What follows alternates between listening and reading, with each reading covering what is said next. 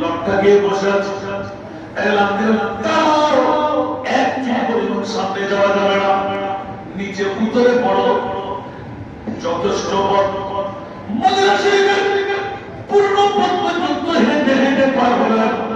জিন্নাতরা জিজ্ঞাসা করলেন, হে আল্লাহর নবী, মামলা কি? আমার উম্মতের সুলাইমান ইবনে দাউদ তক্তির উপর বসে গেলেন, এলান দিলেন, দুচোখের পানি ছেড়ে দিলেন। ও জিন্নাতের গোষ্ঠীরা, ও খোদার মুতাকিন ফেরেশতারা, যারা যারা আমার এই কওমের দায়িত্বের মধ্যে আছো, খোদার কসম করে বলছি, এই জায়গাটা সারা বিশ্বের জমিনে, আসমানের জমিনে, পৃথিবীর জমিনে, এর উপরে আর কোনো জায়গা হবে না।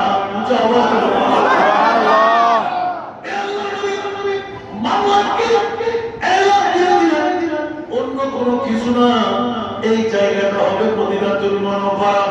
সর্বশেষ একজন নবী আসবে, যার নাম হবে মুহাম্মদুর রাসূলুল্লাহ সাল্লাল্লাহু আলাইহি ওয়াসাল্লাম।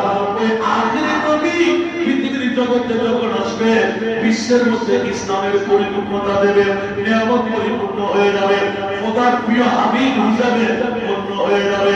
ওই মুহূর্তের মধ্যে ডিক্লেরেশন দিয়ে রাখলাম, খবরদার খবরদার খবরদার, যেই মুস্তাফার নূরানি কওলি মুবারক এই মদিনার রওজা হিসাবে এই জায়গা হবে।